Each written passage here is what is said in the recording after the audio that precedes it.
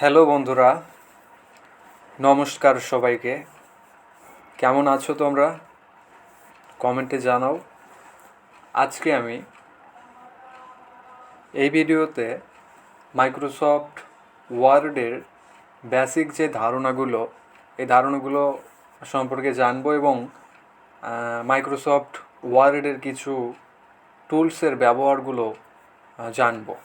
তাহলে চলো আমরা মাইক্রোসফট ওয়ার্ডে যাই। এখানে মাইক্রোসফট ওয়ার্ড সফটওয়্যারটি ওপেন করাই আছে আমার। এখন মাইক্রোসফট ওয়ার্ড সফটওয়্যারটি ওপেন হলে এই ধরনের একটি ইন্টারফেস দেখতে পাবে। এখানে দেখো, প্রথমে কয়েকটি অপশন রয়েছে। এখানে রয়েছে ফাইল, এরপর রয়েছে home, insert, page layout, reference, mailings, এরপর রিভিউ, ভিউ। এই যে অপশনগুলো দেখতে পাচ্ছ, এই অপশনগুলোর নাম হচ্ছে ট্যাব। যেমন এই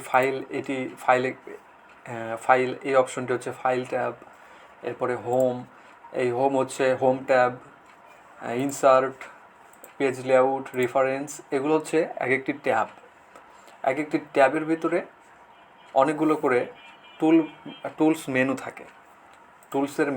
অনেকগুলো করে টুলসের মেনু থাকে। যেমন এটা ক্লিপবোর্ড মেনু। ক্লিপবোর্ড মেনুতে অনেকগুলো সাব টুল রয়েছে, যেগুলোর আলাদা আলাদা কাজ। এই কাজগুলো আমরা এক একটি আলাদা আলাদা পর্বে ভিডিও আকারে দেখব, সেগুলোতে বলে দিব আমি কোন টুলসের কি কাজ। এরপরে এই যে ফন্ট, এটা হচ্ছে একটি মেনু। ফন্ট মেনুতে রয়েছে টেক্সটের বিভিন্ন ধরনের পরিবর্তন করার যত টুলস, সবগুলো টুলস এখানে রয়েছে। যেমন টেক্সটের কালার পরিবর্তন করতে হয় কিভাবে, এরপরে টেক্সটের ফন্ট বড় করা হয় কিভাবে, সবগুলো এখানে রয়েছে। করতে হয় কিভাবে, সেই টুলস এখানে রয়েছে। এরপরে টেক্সটকে বোল্ড করা হয় কি টুলস ব্যবহার করে, ইটালিক করা হয় কি টুলস ব্যবহার করে, সবগুলো এখানে রয়েছে। এরপরে বিভিন্ন ধরনের ফন্ট এখানে রয়েছে, যে ফন্টগুলো আমরা আমাদের ইয়েতে ব্যবহার করি, ওয়ার্কশিটে ব্যবহার করি। এরপরে এটা হচ্ছে প্যারাগ্রাফ মেনু। প্যারাগ্রাফ মেনুতেও অনেক ধরনের সাব টুল রয়েছে, যেগুলোর এক একটির আলাদা আলাদা রয়েছে। এক একটি টুলসের এক একটি কাজ রয়েছে। এখানে অনেকগুলো টুলস রয়েছে। আর এটা হচ্ছে স্টাইলস। হেডিং, টাইটেল, সাবটাইটেল, এইগুলো এখানে রেডি করা রয়েছে। এগুলো এখান থেকে নিয়ে আমাদের আর্টওয়ার্কে ব্যবহার করতে পারবো। প্রথমে ফাইল ট্যাব সম্পর্কে আমাদের ভালো একটা ধারণা থাকতে হবে। ফাইল ট্যাবে প্রথমে আসলেই রিসেন্ট ডকুমেন্ট দেখতে পাবো।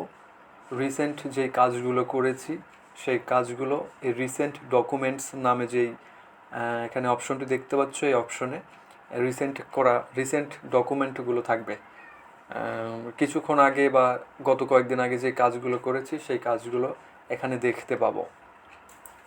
এরপরে যে সেভ নামে যে একটি অপশন দেখতে পাচ্ছ, এই অপশনটি দ্বারা ধরো কোনো ওয়ার্কশিট তৈরি করা হয়েছে, সেই ওয়ার্কশিটটি প্রিন্ট না করে ফাইলে, হার্ড ড্রাইভে বা মেমোরিতে সেভ করে রাখার প্রয়োজন। তাহলে ওইটাকে সেভ করে রেখে পরবর্তীতে ওই সেভ করা ওয়ার্কশিটটি আবার পুনরায় যাতে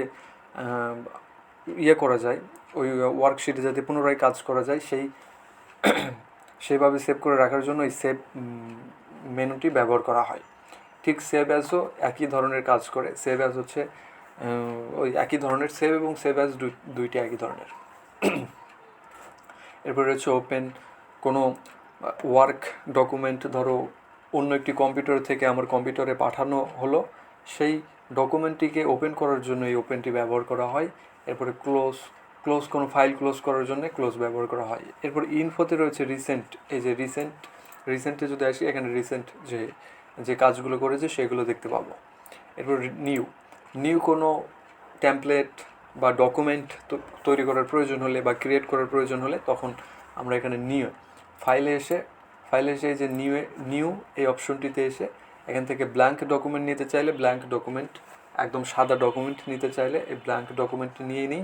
আর যদি কোনো ধরনের তৈরি করা ট্যাম্পলেট নেওয়ার প্রয়োজন হয়, তাহলে এখানে অনেক ধরনের ট্যাম্পলেট রয়েছে, যেমন এজেন্ডাস, অ্যাওয়ার্ড সার্টিফিকেটস, ব্রোশিওরস, বিজনেস কার্ড, তারপর বাজেটস, ক্যালেন্ডার্স, কন্ট্রাক্টস, বিভিন্ন ধরনের ট্যাম্পলেট এখানে রয়েছে, যেগুলো চাইলে বিনামূল্যে ব্যবহার করা যাবে।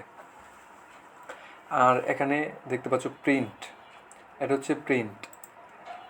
কোনো ওয়ার্কশিট তৈরি করার পর যখন দেখা গেল ওইটা প্রিন্ট করার প্রয়োজন, তখন এই প্রিন্টে এসে এই ওয়ার্কশিটটি ফিট করে নিয়ে এখানে প্রিন্টার, এই যে অ্যাড প্রিন্টারে ক্লিক করলে, যদি কম্পিউটারের সাথে প্রিন্টার অ্যাড করা থাকে তাহলে প্রিন্টারে প্রিন্ট হয়ে যাবে অটোমেটিক্যালি প্রিন্টে ক্লিক করার সঙ্গে সঙ্গে। আর আর যদি ওয়ার্ক ডকুমেন্টটি, আমার কাজ করা ওয়ার্ক ডকুমেন্টটি যদি কাউকে পাঠানোর প্রয়োজন পড়ে, তাহলে এখানে সেভ অ্যান্ড সেন্ডে এসে পাঠাতে পারবো। যদি ইমেলে পাঠাতে হয় তাহলে এখানে অ্যাটাচে ক্লিক করে ইমেলে পাঠাবো। ফ্যাক্সে পাঠানোর প্রয়োজন হলে ফ্যাক্সেও পাঠাতে পারবো। এটা হচ্ছে ফাইল মেনুর বিভিন্ন ধরনের অপশনের কাজ।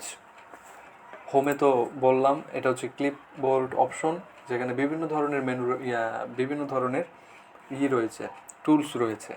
এরপরে ফন্ট, প্যারাগ্রাফ, একই, এগুলোতে বিভিন্ন ধরনের টুলস রয়েছে, যেগুলো সম্পর্কে আমরা আস্তে আস্তে এক একটি মেনু সম্পর্কে এক একটি ভিডিও তৈরি করব, যেগুলোতে যেই মেনুতে যতগুলো টুলস রয়েছে সবগুলো টুলস সম্পর্কে ওই ভিডিওতে আলোচনা করব। ইনসার্টেও ঠিক একই ধরনের, এটা হচ্ছে পেজ মেনু। পেজ মেনুতে রয়েছে তিনটি পেজের যে সেট আপ করার প্রয়োজন হয়, সেই সেট আপের যে কভার পেজ, এরপরে ব্ল্যাঙ্ক পেজ, এগুলো রয়েছে। পেজে রয়েছে তিনটি মেনু বলতে পারো। এই মেনুতে বিভিন্ন ধরনের কাজ। এরপর টেবিল রয়েছে, ইনসার্ট টেবিল, টেবিল ড্র করার জন্যে এই টেবিলটি ব্যবহার করা হয়। এরপরে ইলাস্ট্রেশনে পিকচার অ্যাড করার জন্য ইলাস্ট্রেশন মেনুতে আসতে হয়। এরপরে ক্লিপ আর্ট যুক্ত করার জন্য ইলাস্ট্রেশনে আসতে হয়। বিভিন্ন ধরনের শেপস নেওয়ার জন্য এই ইলাস্ট্রেশন মেনুতে আসতে হয়। আরও বিভিন্ন চার্ট তৈরির ক্ষেত্রে মেনুতে আসতে হয়। এইগুলো সম্পর্কে আমরা পরে আলোচনা করব। আগে আমরা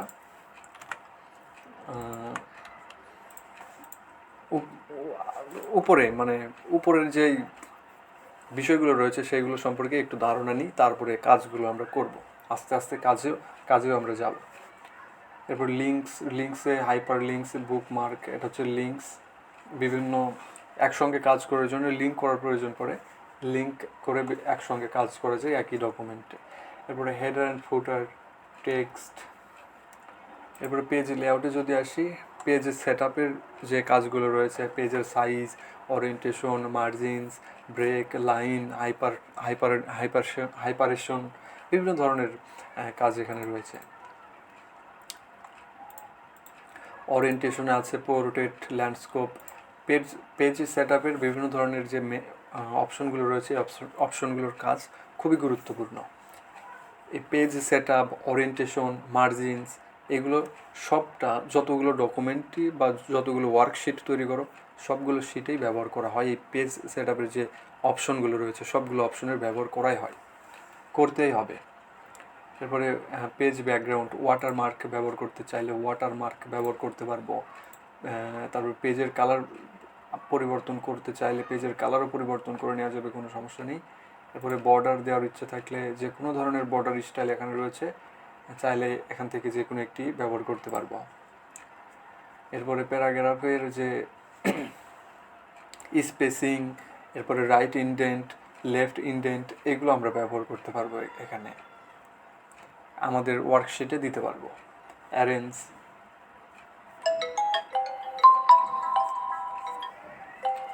এরপরে যদি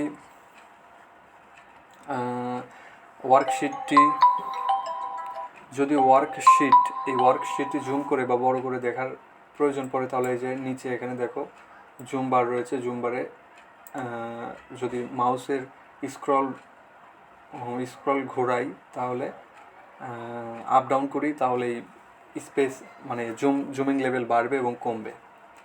এরপরে এই যে ধরো জুমিং লেভেল বাড়ানো রয়েছে, পেজের অর্ধেক দেখা যাচ্ছে আর অর্ধেক দেখা যাচ্ছে না, সেই ক্ষেত্রে যে এই স্ক্রল বার ব্যবহার করে নিচে উপরে করলে পেজটির নিচেও দেখা যাবে, উপরেও দেখা যাবে। জুমিং লেভেল কমানোর জন্য স্ক্রল বার ঘোরাতে হবে, স্ক্রল করতে হবে, তাহলে জুমিং লেভেল কমে যাবে। আর উপরের যে এই যে কয়েকটি টুলস এখানে দেখতে পাচ্ছ, এই টুলসগুলোকে কুইক অ্যাক্সেস টুলবার বলা হয়। এই বারটিকে কুইক অ্যাক্সেস টুলবার বলা হয়। আর এই ফাইল এগুলো হচ্ছে ট্যাব এক একটি, আর এই যে এক একটি ট্যাবের ভিতরে যে মেনুগুলো রয়েছে, এই সম্পূর্ণ এই মেনুর এই অংশটুকুকে বা ওয়ার্ডের এই হেডিংকে বলা হয় হচ্ছে রিবন। টুলসগুলো যেখানে রয়েছে, ট্যাব মেনু যেখানে রয়েছে, এরপরে কুইক অ্যাক্সেস টুলবার যে অংশটুকুর মধ্যে রয়েছে, তারপরে ডকুমেন্ট নেম যেখানে রয়েছে, এই সকল অংশটুকুকে বলা হয় কুইক অ্যাক্সেস টুলবার। এই অংশটুকুকে বলা হয় রিবন, আর কুইক অ্যাক্সেস টুলবার বলা হয় এই যে এই অংশটুকুকে। আর এই যে এটা হচ্ছে মিনিমাইজ, আর এটা হচ্ছে রিস্টোর ডাউন, আর এটা হচ্ছে ক্লোজ। এই ছিল আজকের মাইক্রোসফট ওয়ার্ড সম্পর্কে সাধারণ ছোট একটা ধারণা। আগামীতে আমরা এই টুলসগুলোর বিভিন্ন ট্যাবে যে বিভিন্ন টুলস রয়েছে, আলাদা আলাদা অনেক ধরনের টুলস রয়েছে, এই টুলসগুলো সম্পর্কে আগামীতে আমরা আস্তে আস্তে আলোচনা করব। আজকের এই ভিডিওটি এ পর্যন্তই।